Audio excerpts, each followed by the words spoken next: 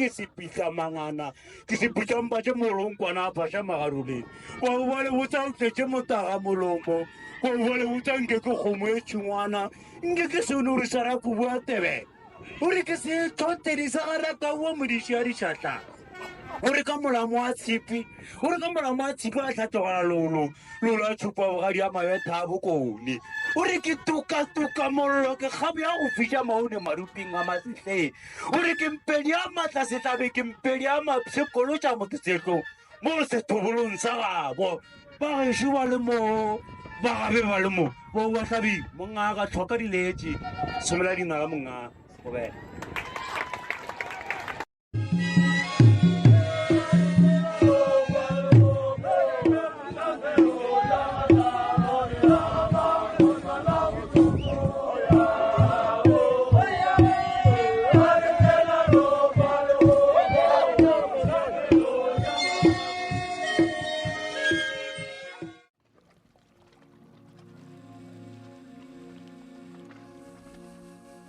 Royal and humble greetings to each and every one.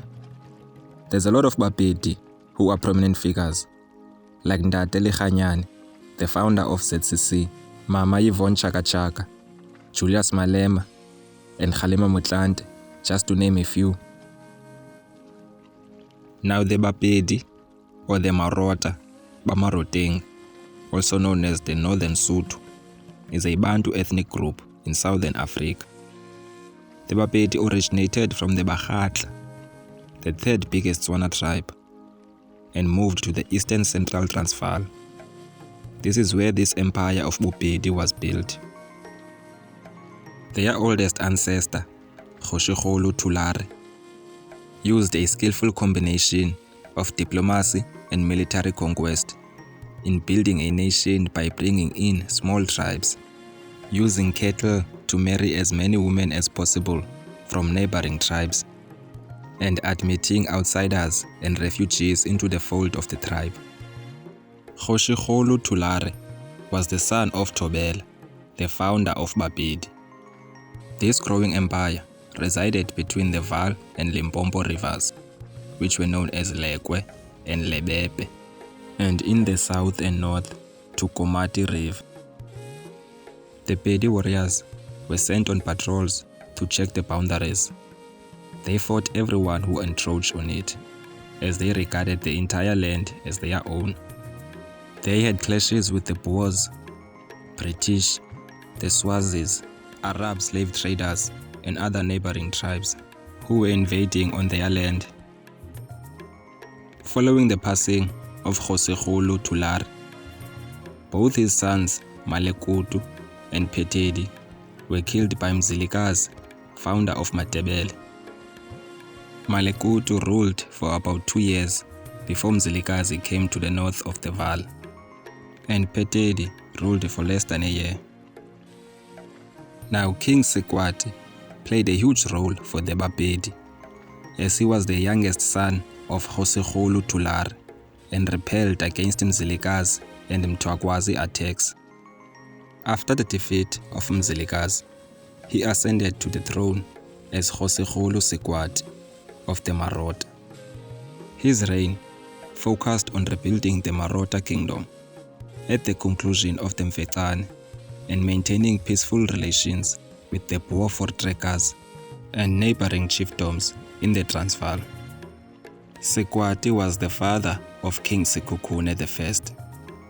Now we already have a video about King Sekhukhune. Please make sure you watch it. It does not only talk about his life, but the wars that shaped the Bapedi history. In pre-colonial times, the Bapedi people lived in elevated villages. These villages were divided into family clusters, with households arranged around a central area, serving as a meeting place. The architecture of the huts and the social organization within the village reflected the hierarchical structure of Bapedi society. Like other Sotho Tswana groups, the Bapedi used totems to identify sister clans and kinship ties. Totems such as Tau for lion or Kwena for crocodile played a significant role in Bapedi culture, symbolizing shared identity and ancestry among different groups. The political structure among the Bapedi was complex, with leadership often centered around the Kgoshi, or tribal leader. Marriage was patrilocal, with polygamy practiced mostly by those in higher status. Marriage preferences often favored close or classificatory cousin unions, strengthening familial bonds and serving as a means of political integration and control. Though cousin marriage and polygamy are less common today, they remain part of the Bapedi cultural heritage, with new forms of domestic cooperations emerging over time. Initiation rituals were integral to Bapedi society, marking important milestones in the lives of both boys and girls. Boys underwent circumcision and initiation. Girls also had their own initiation rituals, preparing them for adulthood and communal responsibilities. Today, initiation continues to be practiced as part of maintaining cultural traditions.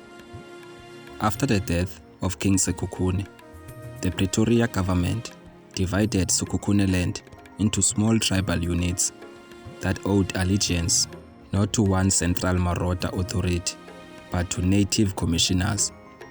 This effectively destroyed one of the greatest empires of the century. The unification of South Africa was preceded by the Anglo-Boer War, the Anglo-Zulu War, the so-called Darfur Wars in the Eastern Cape, and the resistance of King Sekhukhune, and other conflicts which bear memories of horrors.